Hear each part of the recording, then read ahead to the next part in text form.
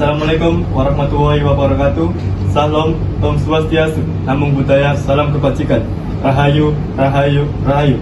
Perkenalkan, nama saya Ahmad Ragil Pangestu dari kelas PTE 2025A dengan NIM 250505140008. Perkenalkan, nama saya Bella Elsa Kasafara, saya dari PTE A 2025, NIM saya 25050541010. Perkenalkan, nama saya Siva Syatusara dari PTE A 2025, NIM saya 25050514009. Perkenalkan, nama saya Muhammad Mahfud dari PTE A 2025 dengan NIM 25050541006. Perkenalkan, nama saya Sania Aditya Rahmanur dari kelas PTE A. NIM saya 25050514007. Di sini kami kelompok 2 akan menjelaskan video mengenai topik studi kasus yang relevan di Indonesia, yakni kurikulum merdeka di lingkungan SMK.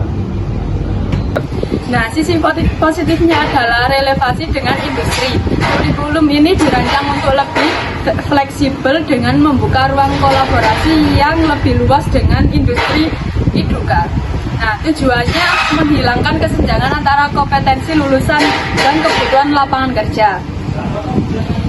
Struktur kurikulum fleksibel, struktur kurikulum di SMK kini lebih sederhana, mengurangi materi yang terlalu padat, dalam kurung termasuk adanya mata pelajaran yang dilebur seperti proyek ilmu pengetahuan alam dan sosial atau IPAS di kelas 10. Pembelajaran berpusat pada siswa. Guru bertindak sebagai fasilitator yang mendorong siswa untuk aktif. Bukan sekedar menerima materi, siswa juga didorong untuk bertanya dan mencari solusi sendiri.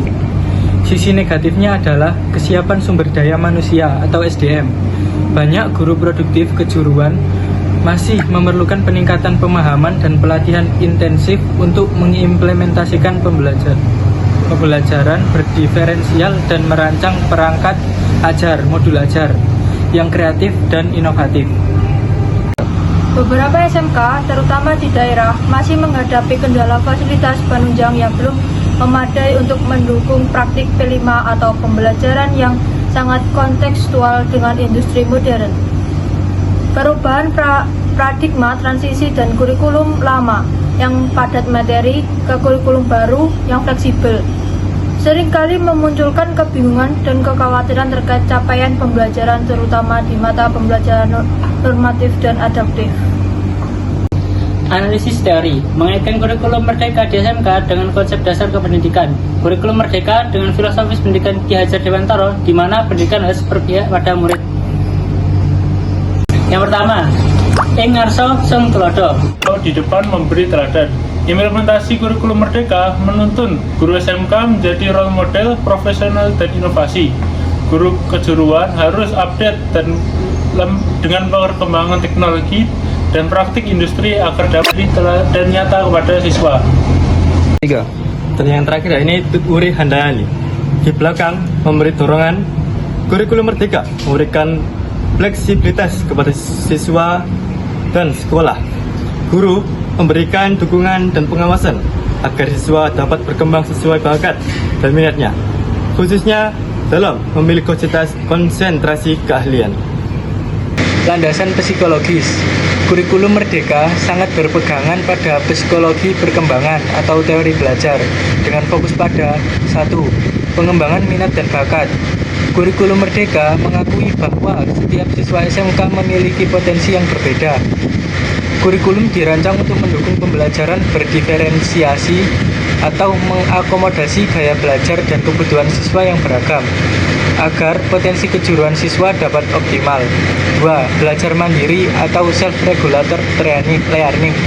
Tugas P5 dan pembelajaran berbasis proyek mendorong siswa untuk bertanggung jawab atas proses belajarnya, sehingga menumbuhkan kemandirian, motivasi intrinsik, dan kemampuan memecahkan masalah atau problem solving yang sangat dibutuhkan di dunia kerja. Selanjutnya yakni reflektif pribadi pandangan sebagai calon guru kejuruan. Yang pertama, kesenjangan kompetensi teknologi cepat, yakni tantangan. Kurikulum merdeka menurut sinkronisasi total dengan industri atau D3, teknologi di industri misalnya bidang LOT atau otomasi berubah sangat cepat. Saya harus memiliki kompetensi untuk terus belajar mandiri dan mengikuti pelatihan sertifikat di industri, bukan hanya pelatihan dan dinas pendidikan, agar materi yang saya pelajarkan tidak out of the date dan relevan dengan praktik terbaik dunia kerja. Manajemen waktu untuk B5 dan intrakurikuler. Nah, tantangan selain mengajar mata pelajaran kejuruan inti intrakurikuler, saya harus terlibat aktif dalam proyek penguatan profil pengajar Pancasila atau B5 yang membutuhkan manajemen waktu yang baik antara teori, praktek, dan proyek karakter.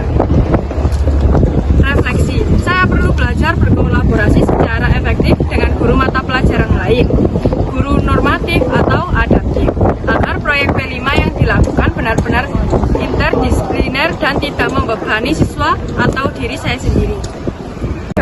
Kesimpulan singkat, kurikulum merdeka di SMK adalah langkah progresif untuk mengatasi krisis belajar dan menjembatani kesenjangan antara pendidik kejuruan dan tuntutan industri. Fenomena ini dicirikan oleh fleksibilitas kurikulum, kolaborasi intensif dengan D3, dan penguatan karakter melalui B5 yang secara filosofi sejalan dengan prinsip merdeka belajar Ki Hajar Dewantara untuk mengembangkan potensi unik siswa. Meskipun tantangan utama terletak pada kesiapan guru dan fasilitas, bagi kami sebagai calon guru kejuruan kurikulum merdeka adalah peluang besar untuk berinovasi, memperkuat jaringan industri, dan secara langsung mencetak lulusannya yang tidak hanya terampil tetapi juga berkarakter dan siap kerja atau job ready. Keberhasilan kurikulum ini akan menentukan kualitas SDM Indonesia di masa depan.